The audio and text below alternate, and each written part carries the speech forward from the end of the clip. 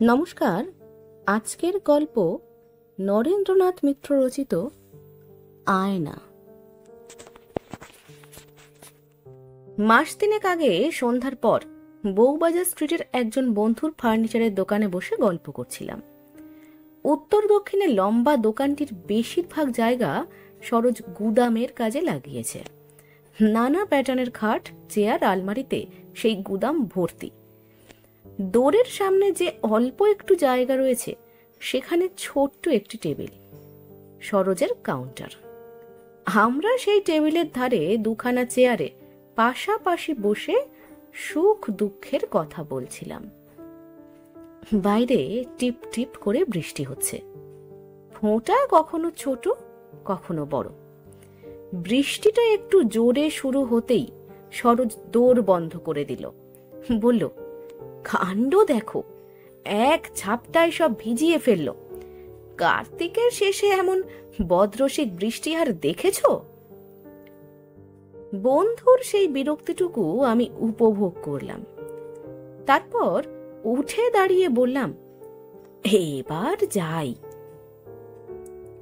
কিন্তু সরোজ জোর করে আমার হাত ধরে টেনে বসালো, একটু ধমকে সুরে বলল, এসেই তো যাই যাই করছো, 9 মাসে 6 মাসে একবার দেখা হয়, যদি দুদণ্ড বসতেই না পারো তবে আসো কেন?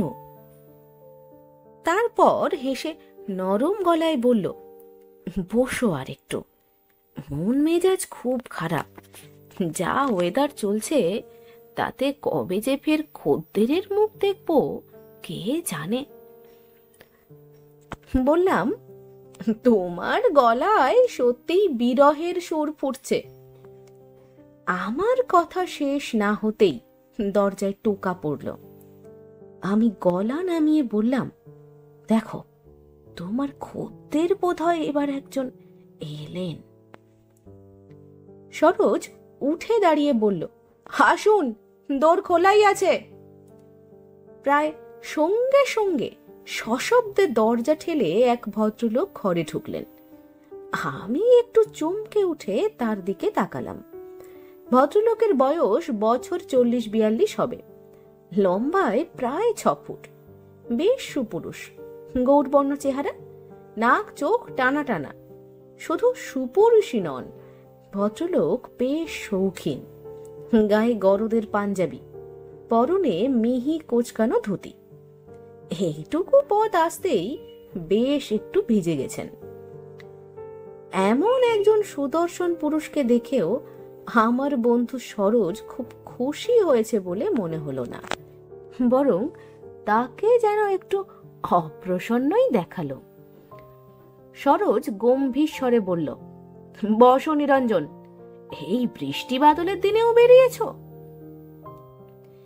এতক্ষণ ভদ্রলোককে বেশ স্বাভাবিক সপ্রভিত অবস্থায় দেখেছিলাম, কিন্তু সরোজের ওই সাধারণ একটি প্রশ্নে তিনি যেন কি একটা গোপন অপরাধ তার ধরা পড়ে গেছে। চোখে মুখে ঠিক তেমনি এক ধরনের নার্ভাস ভাব ফুটে উঠল। তিনি যেন একটা অভিযোগের প্রতিবাদ করছেন তেমনি ভঙ্গিতে বললেন, হ্যাঁ, বেরিয়েছি। কি এমন ঝড়ঝাপটা হচ্ছে যে মানুষ ঘর থেকে বেরোতে পারবে না? আমার এদিকে একটা কাজ ছিল, তাই বেরিয়েছি। সরোজ একটু হাসতে চেষ্টা করে বলল, বেশ করেছ, দরকার থাকলে বেরোবে বই কি, আমরা কি বেরোই না? বসো, ভালো হয়ে বসো।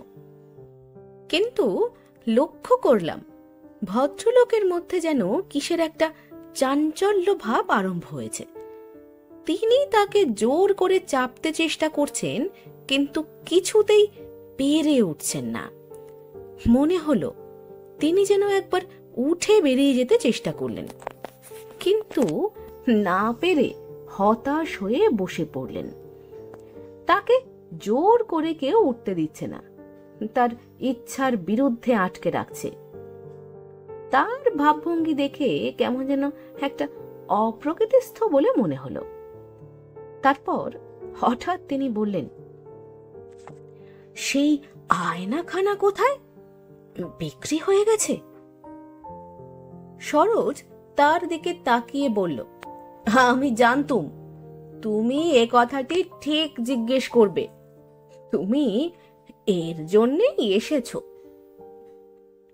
ভদ্রলোক ফের প্রতিবাদের সুরে বললেন, এর জন্যই এসেছি? আশ্চর্য তোমাদের ধারণা।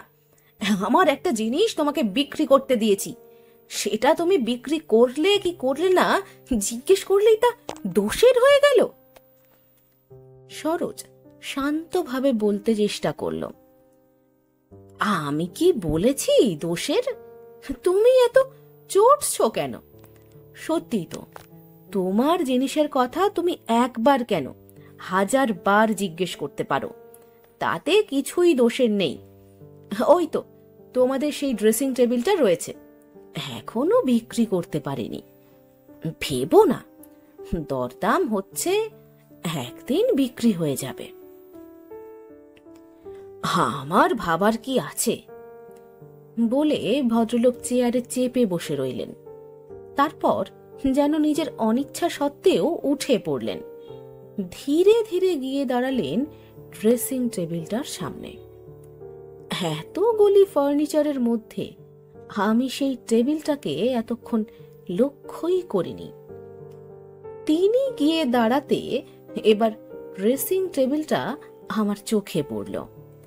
দেখলাম টেবিল আয়নাখানা সত্যিই বেশ সুন্দর, আগেকার আমলের বামটিকে তৈরি, কালো পালিশ, আয়নাখানা বেশ পুরু আর স্বচ্ছ।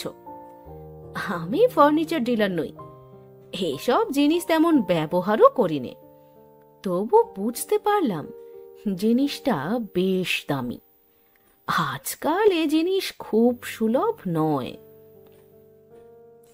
কিন্তু আয়নার মধ্যে ভদ্রলোকের মুখের যে ছায়া পড়েছে, তার দিকে হঠাৎ আমার চোখ পড়ায় আমি চমকে উঠলাম, বলতে লজ্জা নেই, আঁতকে উঠলাম।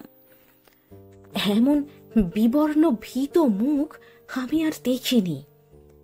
ভদ্রলোক আয়নার মধ্যে কি দেখছিলেন জানি নে, কিন্তু তাকে দেখে আমার মনে হলো যেন তিনি আর আমাদের জগতের কেউ নন, কোনো এক অলৌকিক লোকের অধিবাসী।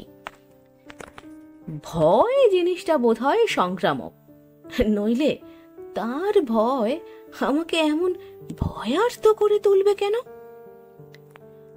আমি সরোজকে ওর কথা জিজ্ঞাসা করতে যাচ্ছিলাম, দেখি সে ততক্ষণে উঠে গিয়ে ভদ্রলোকের একটা কাঁধ শক্ত করে চেপে ধরেছে। আমি তার গলা শুনতে পেলাম, নিরঞ্জন, নিরঞ্জন।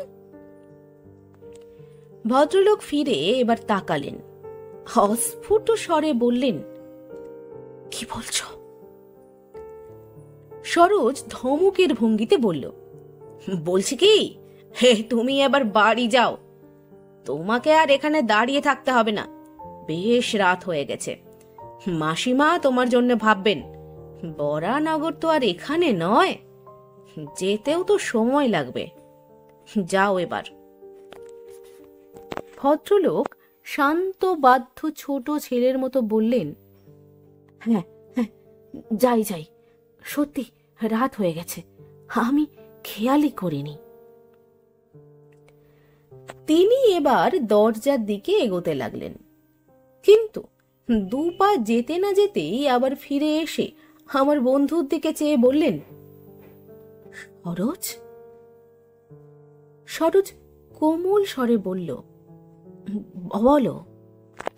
ভদ্রলোক একটু ইতস্তত করে বললেন, তুমি বরং আয়নাটা আমাকে ফেরতই দাও, আমি ওটাকে বাড়ি নিয়েই রাখি, সেই আসতে তো আমাকে হবেই। তিনি একটু হাসলেন, সে হাসি যেমন করুণ তেমনি বিষণ্ণ। সরোজ বলল, কি যা তা বলছো, এবার বাড়ি যাও তো তুমি, মাসিমা তোমার জন্য ভাবছেন, শিগগির যাও। বলতে বলতে সরোজ তাকে একরকম জোর করেই ঘর থেকে বের করে দিল। আমি কিছুক্ষণ অবাক হয়ে থেকে বললাম, ব্যাপারটা কি সরোজ?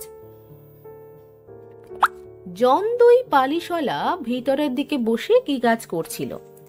সরোজ আমার কথার জবাব না দিয়ে তাদের থমকে উঠল। আচ্ছা ফটিক, মুকুন্দ, তোমাদের কতদিন বলিনি টেবিলটা সামনে না রেখে ভিতরের দিকে কোথাও লুকিয়ে রেখো? আমার কথা গ্রাহ্য হয় না? না, পালিশওয়ালাদের একজন বলল, গে ছোট কর্তা, ভেতরেই তো সেলো, একজন খদ্দের নেবেন বলে গেলেন, তাই বাইরে এনে পালিশ টালিশ করে রেখেছি। কই, তিনি তো আর এলেননি। দ্বিতীয় পালিশওয়ালাটি বলল, খোঁজ নিয়ে দেখুন তার আসবার অবস্থা আছে কিনা, নাকি বেনে পুকুরের মধুবাবুর মতো তারও এতক্ষণে হয়ে গেছে।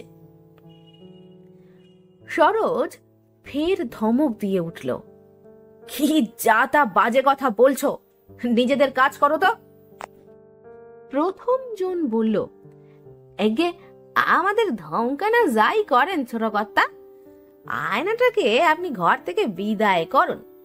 কাউকে বিনি পয়সায় বিলিয়েও যদি দিতে হয় তাও দিন আপনি, নইলে কবে যে আবার কি ঘটবে। সরোজ বাধা দিয়ে বললে, ফের ওইসব কথা, তোমাদের মতো সুপারস্টিশিয়াস লোকজন নিয়ে কাজকর্ম করাই মুশকিল। আমি আবার জিজ্ঞেস করলাম, সরোজ, ব্যাপারটা কি? সরোজ একটুকাল চুপ করে থেকে বলল, ব্যাপারটা বড়ই দুঃখের। নিরঞ্জনের যে এমন পরিণতি হবে তা কোনোদিন ভাবতে পারিনি। সত্যি কথা বলতে, ওর মতো সেন অ্যান্ড সোবার ছেলে আমাদের দলে আর দুটি ছিল না। হঠাৎ কেন এমন হলো? সরোজ বলল, ঠিক হঠাৎ একদিনে হয়নি, আর একটা কারণেই যে অমন হয়েছে তাও আমার মনে হয় না। তবু শেষের ঘটনা যে সবচেয়ে গুরুতর তা মানতেই হয়। কিন্তু তোমাকে গোড়া থেকে না বললে কিছু বুঝতে পারবে না।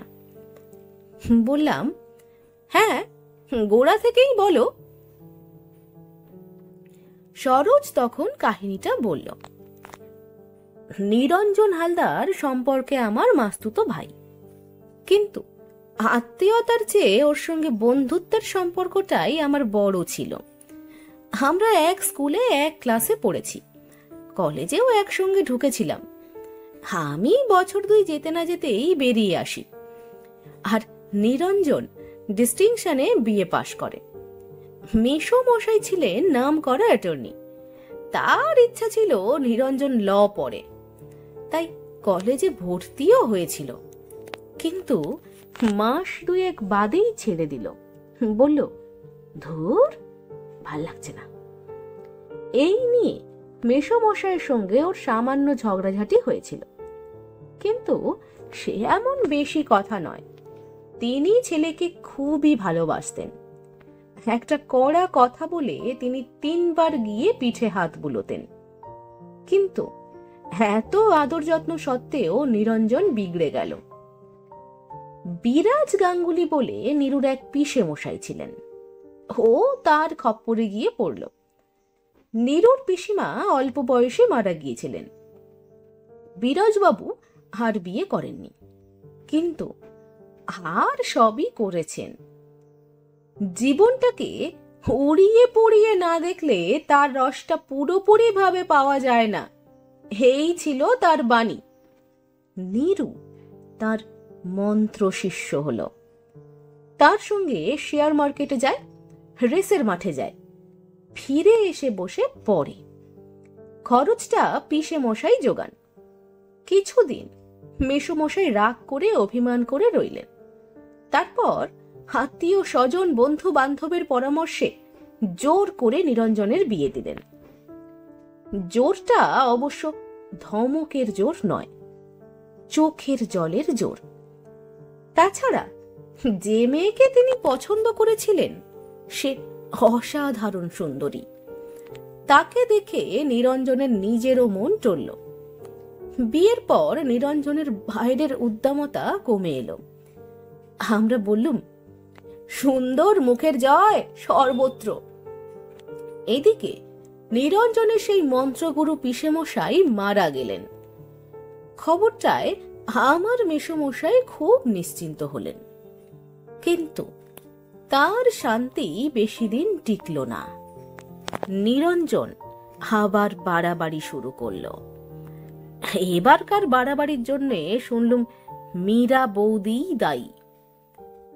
কোনো এক পুরনো বন্ধুর সঙ্গে দেখা হওয়ায় নিরঞ্জন নাকি সে রাত্রে মাত্র 2টি পেয়ে খেয়ে ফিরেছিল। তার জন্যে মীরা বৌদি স্বামীকে যা নয় তাই বলে গাল দিয়েছেন, রাগ করে অন্য ঘরে গিয়ে শুয়েছেন। নিরঞ্জন অনেক সাধাসাধি করেও বউয়ের মান ভাঙাতে না পেরে শেষ পর্যন্ত খেপে গেছে। মাসিমা মেসোমশাই দুজনই এ নিয়ে মীরা বৌদিকে সেদিন বকাবকি করেছিলেন। বছর 5 বাদে মেসোমশাইও চোখ বুঝলেন, কিন্তু নিরঞ্জনের তখনও ফিরবার নাম নেই। ওই সেই পিসে বিরাজ গাঙ্গুলি যেন ওর মধ্যে নতুন জন্ম নিয়েছে। এই সময় একদিন ছেলের অন্নপ্রাশনে ওদের নিমন্ত্রণ করেছিলাম। নিরঞ্জন আসেনি, মাসিমা আর মীরা বৌদি এসেছিলেন। শাশুড়ির অসাক্ষাতে মীরা বৌদি সেদিন আক্ষেপ করে বলেছিলেন, সরোজবাবু, বাবা আমাকে শুধু বাড়ি ঘর দেখে বিয়ে দিয়েছিলেন, কার হাতে দিলেন দেখেননি। আমার স্ত্রী মল্লিকা বলেছিল, ও কথা কেন বলছো মীরাদি? রূপ গুণ বিদ্যা বুদ্ধি কোনোটাতেই তো তিনি খাটো নন, তার তো সবই আছে। মীরা বৌদি বলেছিলেন, মানুষ তো কেবল বাইরেটাই দেখে, ভিতরে যে থাকে সেই বোঝে সব থাকবার কি জ্বালা। তার সেই কথাগুলি আজও যেন আমার কানে লেগে রয়েছে। আরো বছর 3 মধ্যে নিরঞ্জন পৈতৃক বাড়ি ঘর বিষয় সম্পত্তি সব খোয়ালো, দামি দামি সব ফার্নিচার ভারী সস্তায় বিক্রি করে দিল। আমাকে একবার জানালোও না। আমি জানতে পারলে ওকে অমন করে ঠকাতাম না। মীরা বৌদি রাগ করে গিয়ে বাপের বাড়ি ছিলেন। ফিরে এসে দেখেন বিয়ের সময় বাবার কাছ থেকে যৌতুক পাওয়া তার খাট আলমারি পর্যন্ত নিরঞ্জন বিক্রি করে দিয়েছে। বাকি আছে ড্রেসিং টেবিলটা, তারও দরদাম হচ্ছে। মীরা বৌদি সেই আয়নার সামনে টেবিলের উপর মাথা গুজে রইলেন, বললেন, আমাকে না বেচে তুমি আমার বাবার দেওয়া এই টেবিল বিক্রি করতে পারবে না, তার দেওয়া একটা জিনিসও আমি রাখতে পারবো না। তারপর ওরা জোড়া বাগান ছেড়ে বরানগরের একটা ছোট্ট ভাড়াতে বাড়িতে গিয়ে ওঠে। সেখানেও জোর দাম্পত্য কলহ চলে। তারপর হঠাৎ নিরঞ্জন অসুস্থ হয়ে পড়ে। ও সেবার মাস 6 ভুগেছিল।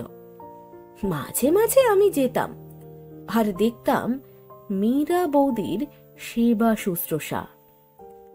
তখন তার গয়না বিক্রি করে চিকিৎসা চলত, সংসার চলত। এই গয়নার বাক্স স্বামীর হাতে পড়বে বলে তিনি নিজের দাদার কাছে লুকিয়ে রেখে এসেছিলেন। বিপদের দিনে সেই বাক্স আবার তিনি ফেরত নিয়ে এলেন। নিরঞ্জন একদিন স্ত্রীকে বলেছিল, আয়নাটা বিক্রি করতে দিলে না, অথচ গয়নাগুলি দিব্যি বিক্রি করছো। আয়নাটা কি গয়নাগুলির চেয়ে দামি? মীরা একটু লজ্জিত হয়ে বলেছিলেন, তা নয়, একটা আয়না বিক্রি করলে কতই বা হতো।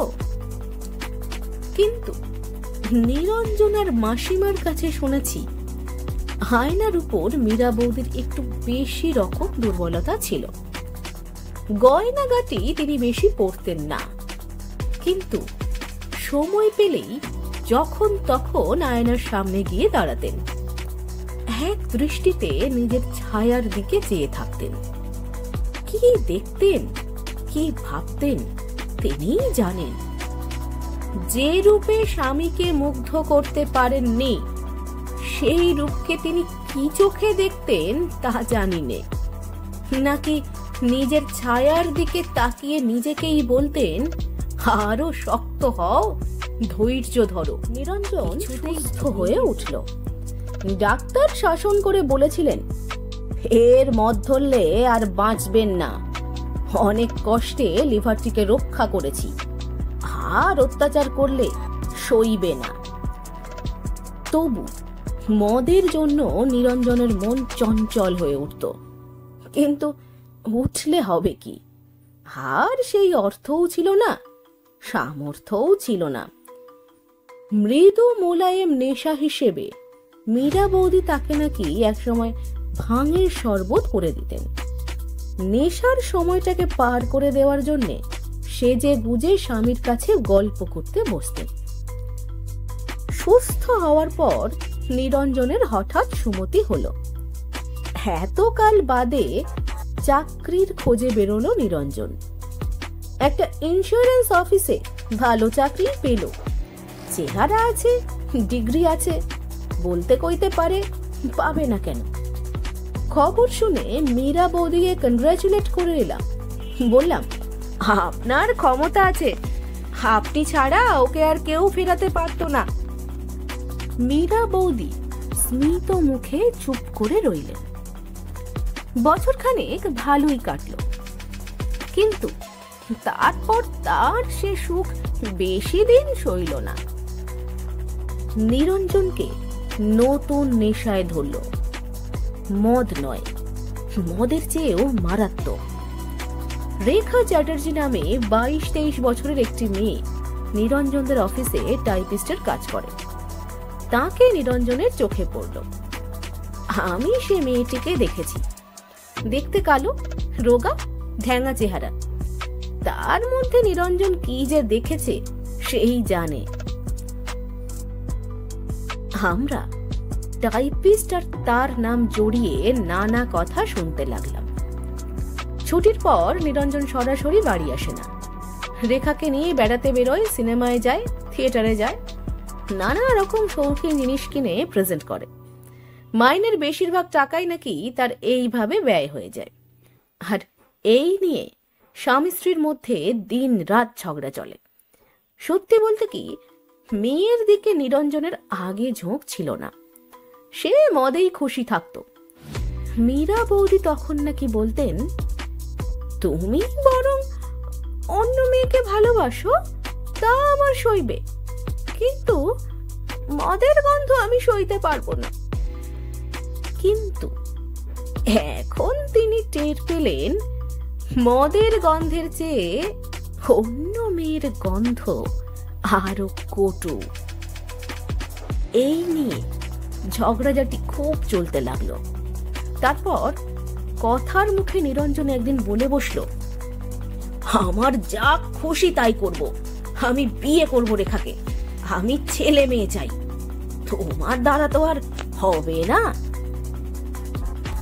প্রথম যৌবনে একটু ছেলে হওয়ার সময় হাসপাতালে মীরা বৌদির অপারেশন হয়েছিল। সেই থেকেই তার সন্তান হওয়ার সম্ভাবনা নষ্ট হয়ে যায়। স্বামীর মুখে ফের সেই পুরনো কথা শুনে মীরা বৌদি হঠাৎ স্তব্ধ হয়ে গিয়েছিলেন। তারপর আর তিনি কারোর সঙ্গে একটিও কথা বলেননি। নিরঞ্জন অফিস থেকে সেদিনও খুব রাত করেই ফিরে এসেছিল। এসে দেখে শোবার ঘরের দরজা বন্ধ।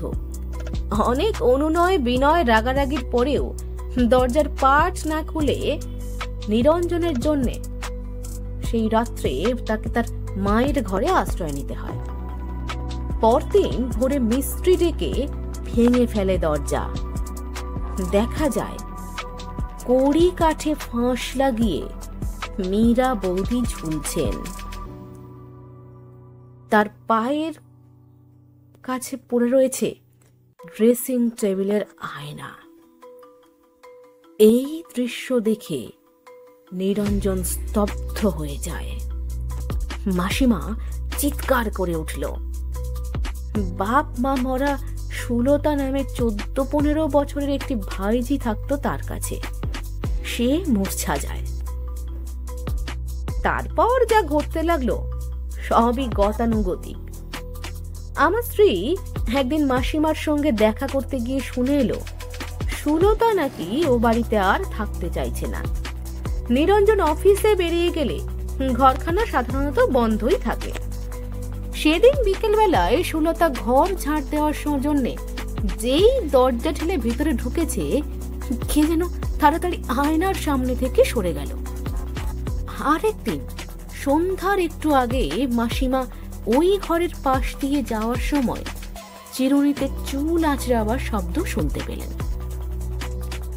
এমন কিছু নতুন নয়, যে বাড়ির বউ আত্মহত্যা করে মরে সে বাড়ির মেয়েরা কিছুদিন এ ধরনের অনৈসর্গিক ব্যাপার দেখতে শুনতে পায়। আমি আমার স্ত্রীর কথা হেসেই উড়িয়ে দিলাম। বললাম, কবে দোকান থেকে ফিরে এসে দেখবো মীরা বৌদি তোমার সঙ্গে বসে বসে গল্প করছেন। আমার স্ত্রী রাগ করে বলল, তাকে নিয়ে ঠাট্টা আমার ভালো লাগে না। আমি একটু সপ্রভিত হয়ে চুপ করে গেলাম। সত্যি মীরা বৌদিকে নিয়ে ঠাট্টা করা চলে না, কিন্তু এত যার বুদ্ধি, এত যার ধৈর্য, তিনি ঝোঁকের মাথায় ও কাজ করতে গেলেন কেন? নিরঞ্জনকে বাধা দেওয়ার আর কি কোনো উপায় ছিল না? দিন কয়েক বাদে নিরঞ্জন এলো এই দোকানে। এ কথা সে কথার পর হঠাৎ বলল, মীরা বৌদির ড্রেসিং টেবিলটা সে বিক্রি করে দিতে চায়। তার কথা শুনে তো আমি অবাক। এমন কাজ কেন করতে যাবে নিরঞ্জন? মীরা বৌদির একটা স্মৃতিচিহ্ন থাক না ওদের বাড়িতে। আয়নাটা কত ভালোবাসতেন বৌদি। নিরঞ্জন সেদিন আর কিছু না বলে উঠে গেল। দিন কয়েক বাদে মাসিমা আমাকে খবর পাঠালেন। তার কাছে শুনলুম নিরঞ্জন নাকি রাত্রে আলো জেলে ঘুমায়, অথচ এর আগে ঘরে একটু আলো থাকলে তার ঘুম হতো না। এরপর তিনিও আমাকে টেবিলটা নিয়ে আসবার জন্য অনুরোধ করলেন। বললেন, এখন তো তোর টাকা দিতে হবে না, বিক্রি হয়ে গেলে যদি কিছু দিতে হয় দিস, না দিলেও কিছু আমার লোকসান হবে না। মাসিমা ঘুরিয়ে ফিরিয়ে টেবিলটা নিয়ে আসার জন্য আমাকে এমন বারবার করে বলতে লাগলেন যে পরদিনই আমি দোকানের একটা কুলিকে পাঠিয়ে দিলাম। নিরঞ্জন মুখে একটু আপত্তি করলো, কেন আবার তুমি এত কষ্ট করতে গেলে? আয়নাটা যেখানে ছিল সেখানেই না হয় থাকতো। কিন্তু ওর ভাব ভঙ্গি দেখে আমার মনে হলো আয়নাটা ওর বাড়ি থেকে নিয়ে আসায় নিরঞ্জন নিশ্চিন্ত হয়েছে, খুশি হয়েছে। ড্রেসিং টেবিলটার যা ন্যায্য দাম আমি তাই ওকে দিতে গেলাম, কিন্তু নিরঞ্জন কিছুতেই নিল না। বলল, ঘর থেকে কেন দেবে, বিক্রি হয়ে গেলে তারপর দিও। দাম নিল না বটে, কিন্তু নিরঞ্জন রোজ একবার করে আয়নাটার খোঁজ নিতে আসতে লাগলো।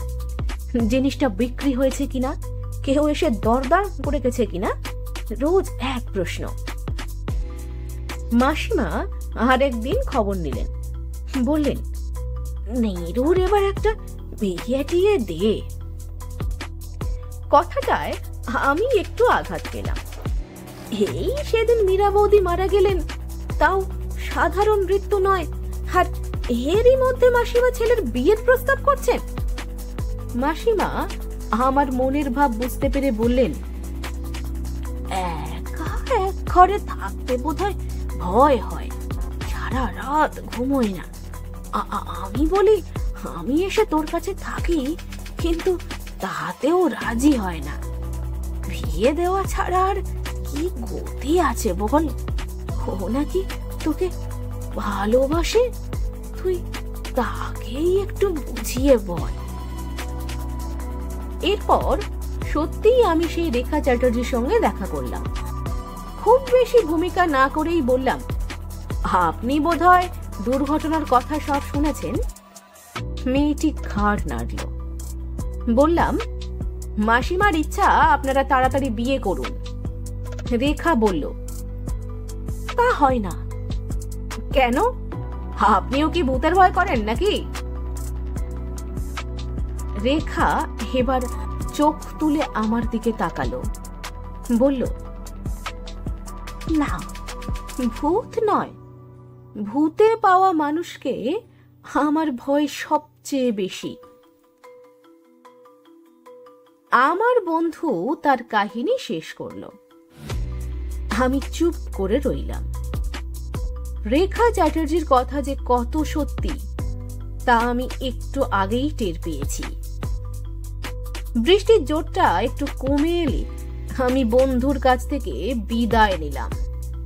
আশ্চর্য, তারপর থেকে রোজই আমার ইচ্ছা করতে লাগলো আয়নাটার একবার খোঁজ নিয়ে আসি, কিন্তু ওপথ আমি কিছুতেই আর মারালাম না। শেষে আমিও কি নিরঞ্জনের মতো হব? তবু বারবার আমার কৌতূহল হতে লাগলো, কি হলো সেই আয়নাটার, কি হলো নিরঞ্জনের? আজকের সকালের কাগজ আমার সেই কৌতূহল মিটিয়েছে। খবর বেরিয়েছে, দমদম স্টেশনে কাল সন্ধ্যায় একটা দুর্ঘটনা ঘটেছে। ট্রেনের তলায় কাটা পড়েছে একজন লোক, নিরঞ্জন হালদার বলে তাকে শনাক্ত করা হয়েছে। রেল পুলিশ যথারীতি তদন্ত করেছে। কেসটি আত্মহত্যা বলেই তাদের সন্দেহ।